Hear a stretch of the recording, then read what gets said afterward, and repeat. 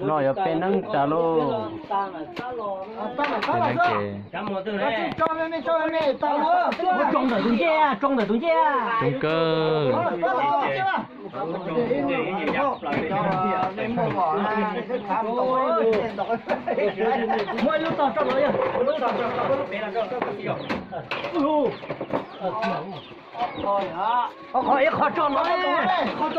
cười nó là cái chống dễ nó theo xóa dễ nó xóa nó rồi rống lên đi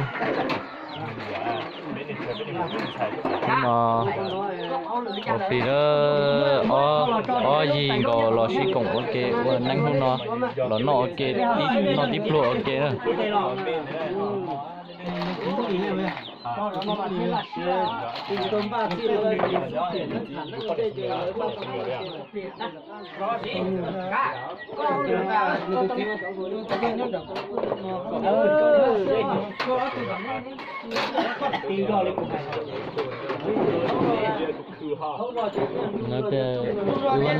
nó lấy cái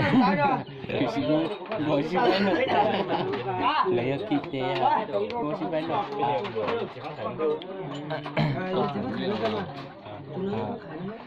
cái nó đâu rồi ok rồi.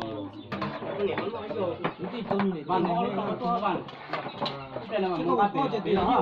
Đây cho con nhẹ cho nhẹ thế rồi nó một tiền ok đó. Tôi nói là nó là to mà. Nhỏ tôi chỉ nó ra không nhỏ tôi nhìn rất là hậu thế. Này bố mới lúc đi mua bố con đó. Mua. Mua cái nó có bây giờ đi rồi nó tiền ra. Thế cái thì tiền ra. Được có bao nhiêu không? Mà cá nọ tí nó là một nó. Cây nhỏ có được không? Có. Có. Có.